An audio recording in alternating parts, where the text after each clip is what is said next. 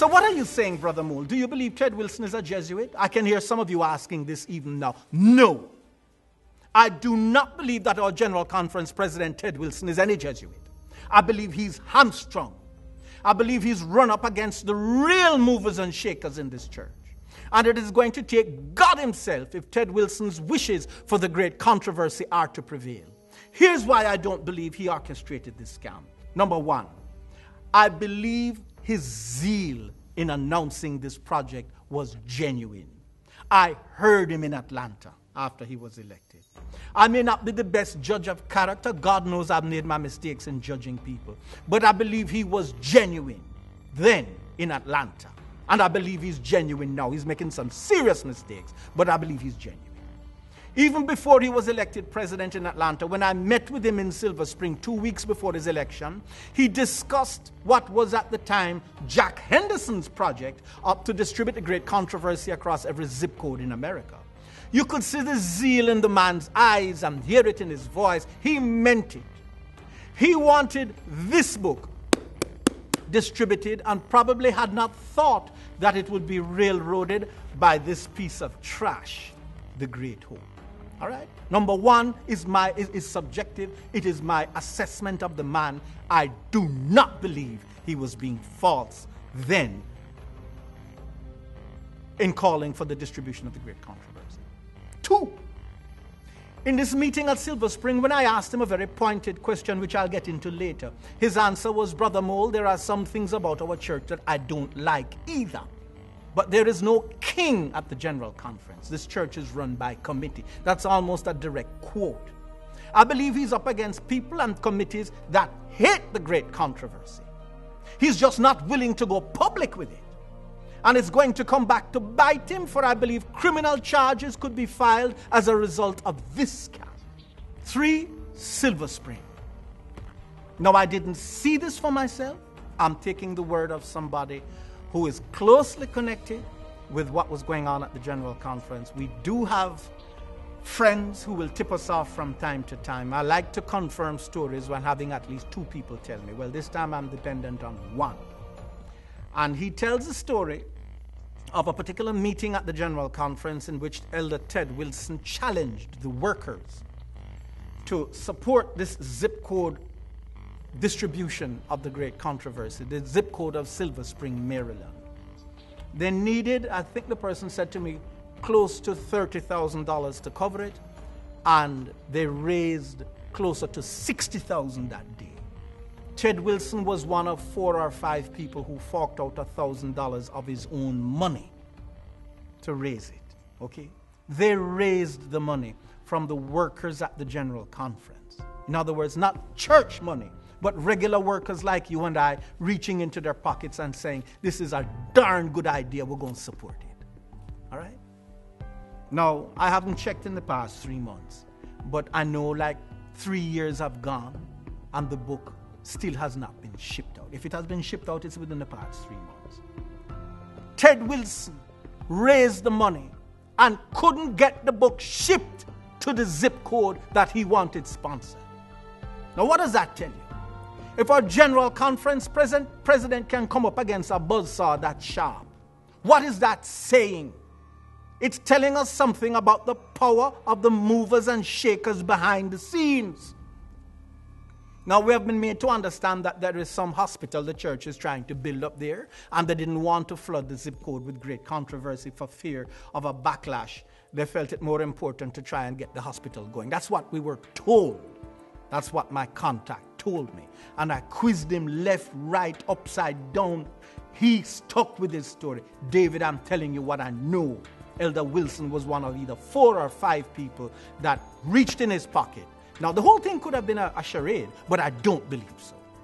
I believe the man was genuine when he reached in his pocket and wrote that check for the $1,000 and contributed it for that. That's the president of our general conference, and not even he can get the book distributed.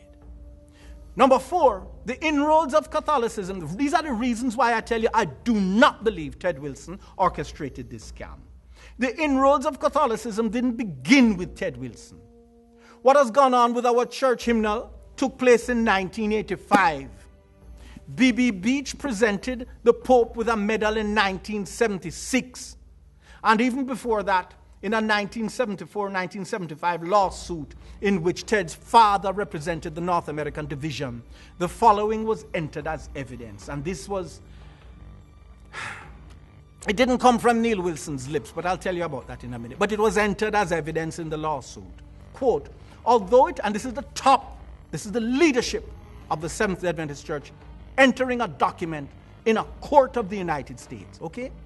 Although it is true that there was a period in the life of the Seventh-day Adventist Church when the denomination took a distinctly anti-Roman Catholic viewpoint, that attitude on the church's part was nothing more than a manifestation of widespread anti-popery among conservative Protestant denominations in the early part of this century, that was the 20th, and the latter part of the last, and which has now been consigned to the historical trash heap as far as the Seventh-day Adventist Church is concerned. That's Neil C. Wilson, past president of the Seventh-day Adventist General Conference, father of Ted Wilson, in a court transcript of the United States versus the Seventh-day Adventist Church Equal Employment Opportunity Commission versus the Pacific Press Publishing Association, etc., etc., etc.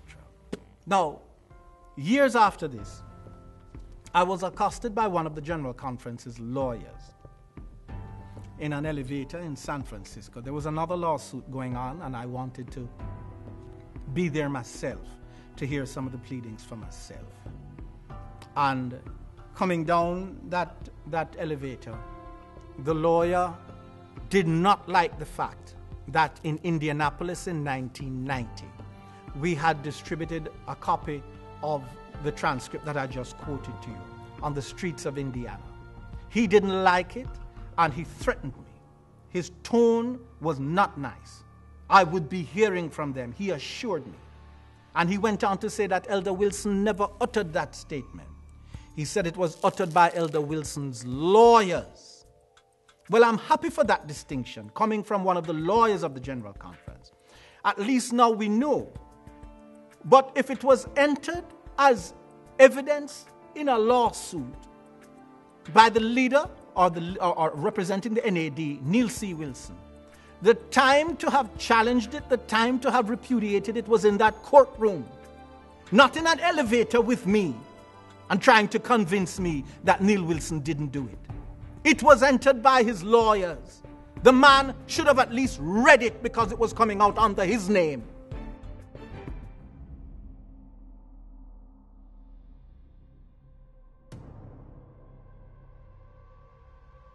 One of the reasons why Winston Churchill is such a hero to me is that he saw the enemy long before most.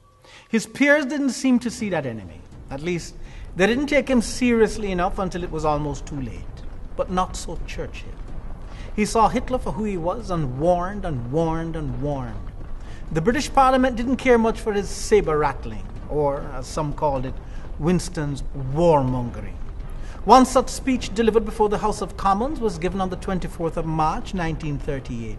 Listen to Churchill try to rouse his country. This is what he said. For 5 years, I have talked to the House on these matters, not with very great success. I have watched this famous island descending incontinently, fecklessly, the stairway which leads to a dark gulf. It is a fine, broad stairway at the beginning. But after a bit, the carpet ends. A little farther on, there are only flagstones. And a little farther on still, these break beneath your feet. Look back upon the last 5 years, since, that is to say, since Germany began to rearm in earnest and openly to seek revenge. Historians 1,000 years hence will still be baffled by the mystery of our affairs. They will never understand how it was that a victorious nation, with everything in hand, suffered themselves to be brought low and to cast away all that they had gained by measureless sacrifice and absolute victory. Gone with the wind. Now the victors are the vanquished, and those who threw down their arms in the field and sued for an armistice are striding on to world mastery.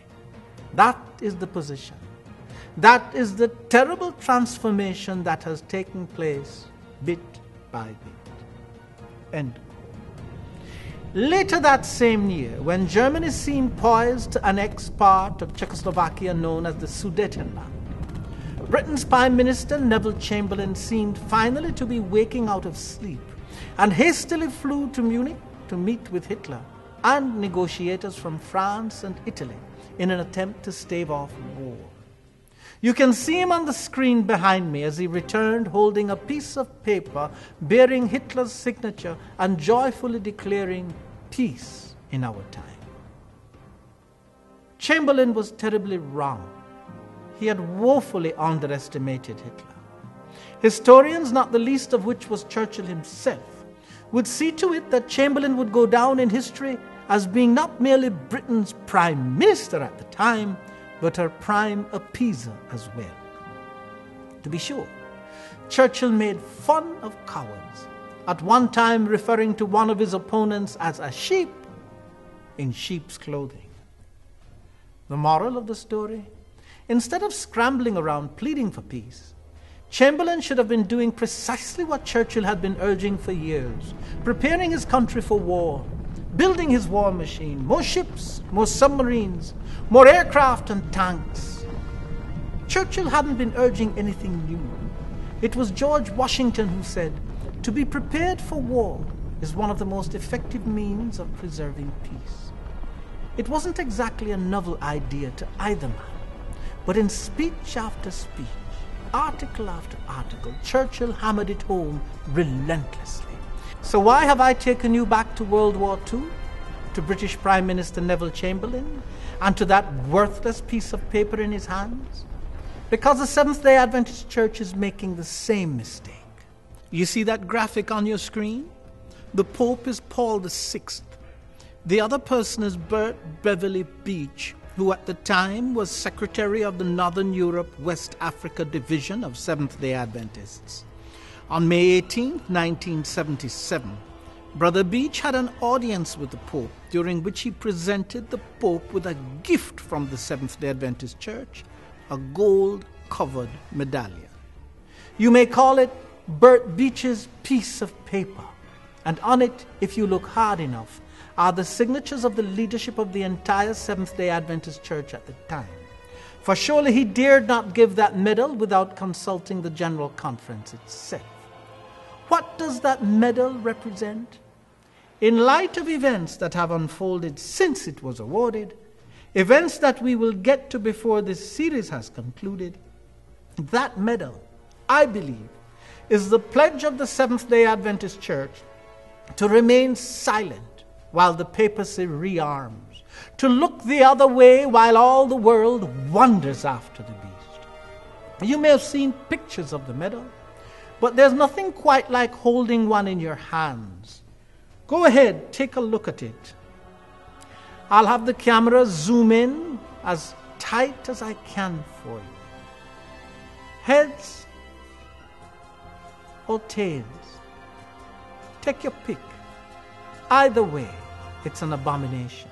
No matter the lofty ecumenical goals Bert Beach might have had as secretary of the Conference of General Secretaries of the Christian World Communion, that's the ecumenical group to which he belonged. What is the man doing? He knows he's dealing with the Antichrist power. What is he doing giving the head of that power a gold-covered medal, one that was probably purchased with your tithe? The replica in my hands is probably made out of brass or some alloy. At any rate, sometime before the 1990 General Conference session in Indiana, we found out who minted it and ordered maybe 50 or 100 of them, which we then sold to Seventh-day Adventists so that they could see for themselves how far our church had fallen. We have none for sale now. In fact, this is about the only copy I could find. But in its continuing failure to denounce the awarding of this medal, you couldn't want any more evidence to prove that the leadership of this church has fallen into the same trap into which British Prime Minister Neville Chamberlain fell. In spite of the blood-curdling history of the Roman Catholic Church, her crusades, her horrible tortures, the millions upon millions slaughtered, the Inquisition, the Armada, the St. Bartholomew's Day massacre, and yes, the Holocaust, which, God sparing my life, I'll get to one day in a full-length video. It seems as though we think that by being nice, by being gentlemanly, by sticking our heads in the sand and pretending we don't see what we do see, that we can somehow forestall the inevitable Holocaust awaiting us as Revelation 12:17 unfolds. Because there are those watching us right now who don't know this passage, or those who might want to pretend it doesn't exist, it might be well for us to read it again. Let's go to our Bibles. Revelation 12, verse 17. And the dragon was wroth with the woman, and went to make war with the remnant of her seed, which keep the commandments of God and have the testimony of Jesus Christ. Who is the dragon? According to Revelation 12:9, it is the devil or Satan. And who is the woman? Over and over again, the scriptures use the metaphor of a woman to describe the church. Here is Paul in 2 Corinthians 11:2. For I am jealous over you with godly jealousy. For I have espoused you to one husband, that I may present you as a chaste virgin to Christ. In Paul's eyes, the church in Corinth was as a chaste virgin. So what is this verse, Revelation 12:17, predicting? Satan will wage war upon the remnant of the woman's seed. Put another way, we could say the remnant. That's the last remaining vestige of the church. The church that will be around at the second coming of Christ will be the special object of Satan's wrath. And how is this remnant defined? There are two identifying marks in the Bible, and only two. First, according to Revelation 12:17, they keep the commandments of God. That's the 10 commandments given by God to Moses. Not the 10 commandments as adulterated by the church, but the 10 commandments given by God, the one which includes the Sabbath commandment, which reads, remember the Sabbath day to keep it holy. 6 days shalt thou labor and do all thy work, but the seventh day is the Sabbath of the Lord thy God. In it thou shalt not do any work, thou nor thy son nor thy daughter, thy manservant nor thy maidservant nor thy cattle, nor thy stranger that is within thy gates. For in 6 days the Lord made heaven and earth, the sea, and all that in them is, and rested the seventh day. Wherefore the Lord blessed the Sabbath day and hallowed it. The other identifying mark in this verse, the identifying mark of the remnant, is this: they have the testimony of Jesus Christ, which Revelation 19:10 tells us is the spirit of prophecy. Come, let's read it together. And I fell at his feet to worship him. And he said unto me, see thou do it not. I am thy fellow servant, and of thy brethren that have the testimony of Jesus. Worship God, for the testimony of Jesus is the spirit of prophecy. Transpose that definition to Revelation 12:17, and how does it now read? And the dragon, that's Satan or the devil, was wroth with the woman, that's the church, and went to make war with the remnant of her seed, or the last generation of Christians, which keep the commandments of God and have the testimony of Jesus Christ, which is the spirit of prophecy. The remnant church keep the commandments of God, not man, and they possess the gift of prophecy, and Satan is going to wage war against her. And the agency through whom he has worked for 2,000 years, pagan Rome in the time of Christ, and papal Rome through the Dark Ages, the Crusades, the Inquisition, and the Holocaust. Like it or not, according to Revelation 13, we will not be able to buy or sell, not clothes, not food, not water. Every avenue of human support will be cut off before Christ returns.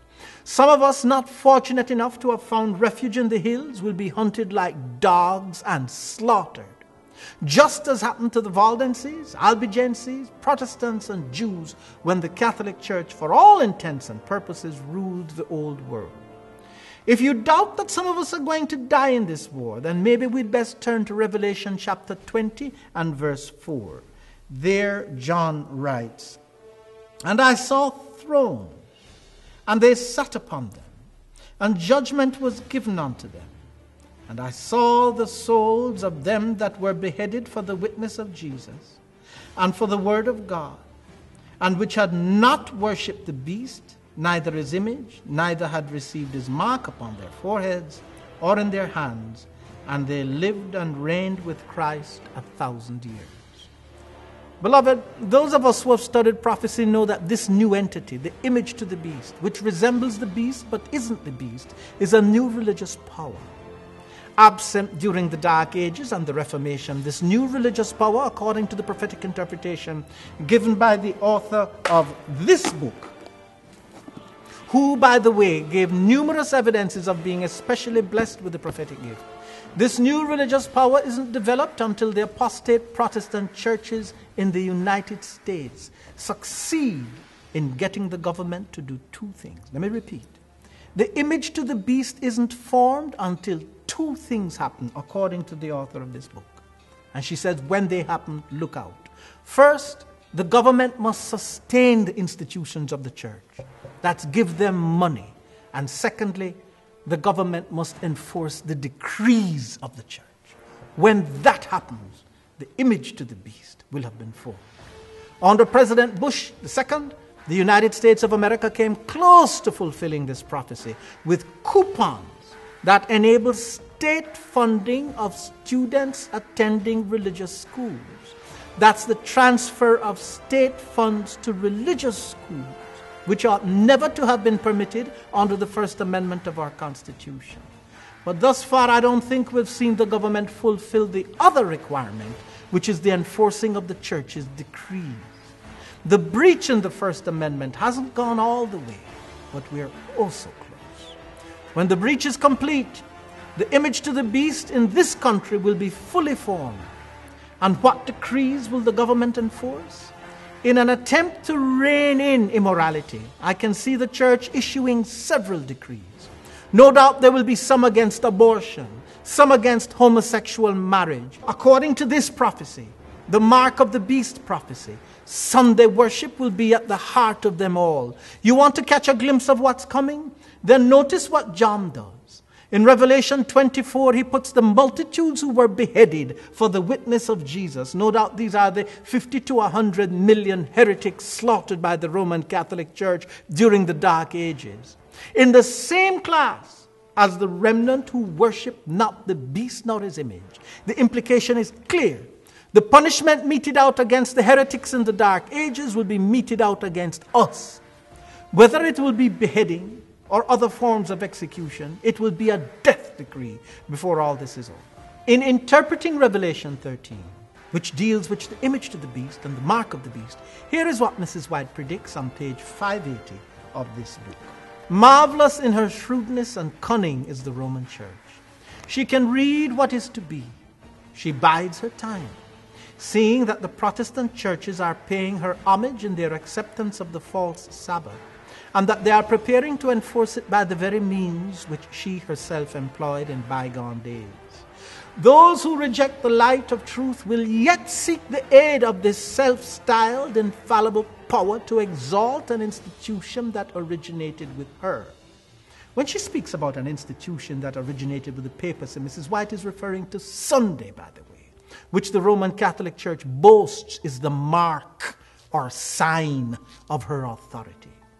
How readily she will come to the help of Protestants in this work of exalting Sunday, it is not difficult to conjecture. Who understands better than the papal leaders how to deal with those who are disobedient to the church?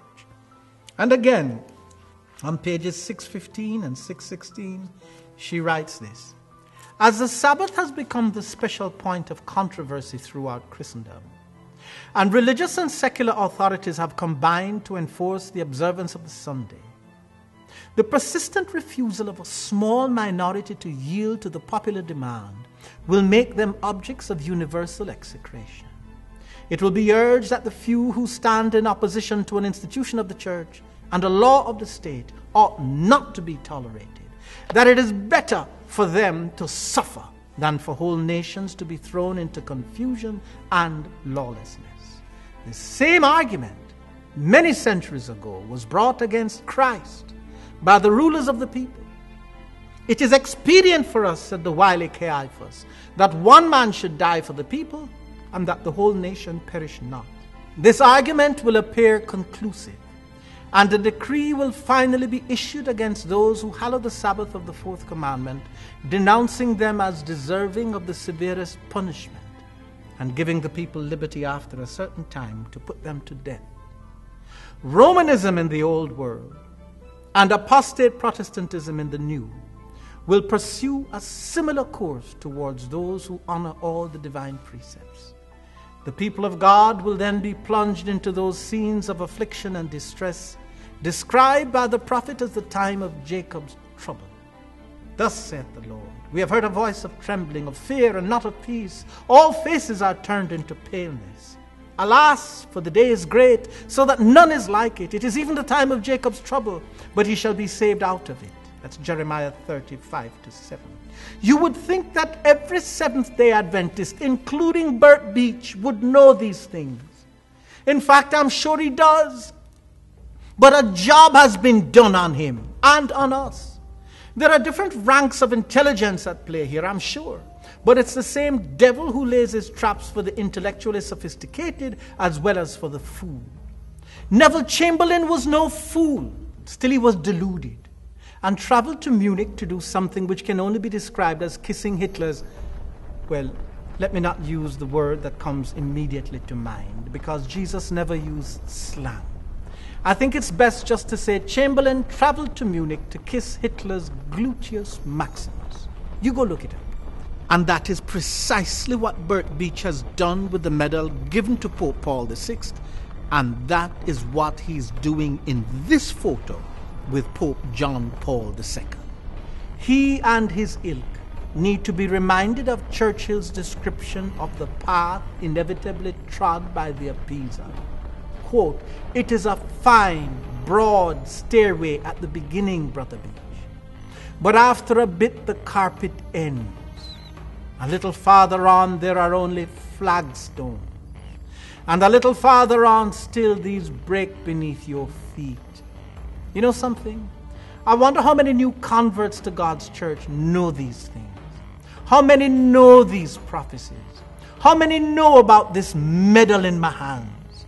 How many know the significance of the three wavy lines that make up the church's new logo?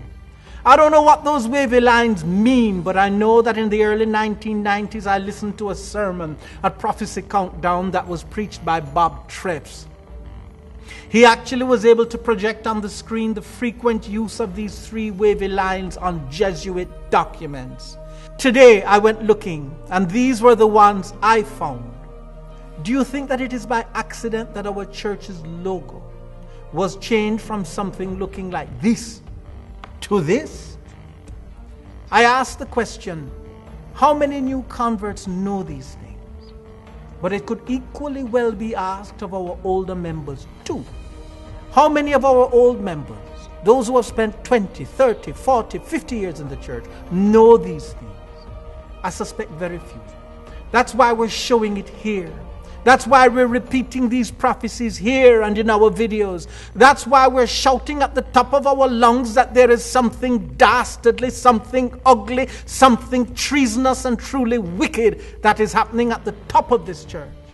Giving the Pope a medal was bad enough. Polluting the Seventh-day Adventist church hymnal with Catholic hymns and sentiments should have told us where we were headed. The three wavy lines hinted at who was really running this church, but gutting the great controversy, stripping it of Luther and the Antichrist and all that is inimical to the Roman Catholic Church, and giving the masses this piece of fraud instead. For me, that's the last straw. tricking the masses with this book certainly won't change the prophecies of the Bible. Many of us will still be slaughtered at the hands of the religious coalition being formed before our eyes. Do you honestly think Pope Francis's appeal to Kenneth Copeland and the charismatic wing of the church is a joke? Ecumenism, with all its deformities, with all that it portends for the people of God, is here to stay. Friend, there's a lot that we'd like to do while we still have the time. The coming slaughter of Seventh-day Adventists need not be as widespread as the General Conference, by her treachery, is ensuring that it will be. We can still rise up and put more submarines in the water, more aircraft in the air, more soldiers on the ground, more warnings in the media. For one, we'd like to continue producing video clips just like this one that you've just watched. But as I said, video costs money, serious money. I'm in the midst of recording this appeal just now, so I don't know how much our final bill would be, but you can count on us having to spend at least $1,000 before this appeal will have been finally edited. And by that I'm referring just to this section dealing with Churchill and Hitler and Bert Beach. That's $1,000 spent before you saw any of this. If you like what you see here and at our website, www.lrltv.org, and if you'd like to see more, maybe as much as one new video per month, then I invite you to partner with us. Help us lift our voices as much as we can to warn not merely Seventh-day Adventists about the ongoing treason taking place in our church, but help us warn the world about what is coming, what is right around the corner. As I've said before, your gift doesn't have to be large. 1,000 people giving $25 per month would help us immensely. Some of you can give more, a lot more. Whatever God lays upon your heart, don't hesitate to give it. Well, that's all for me today. Churchill, Hitler, Chamberlain, Bert Beach. May we learn the lessons of history before it is too late. Won't you partner with us as we go forward? One new video per month at our website. With your help, I know we can do it.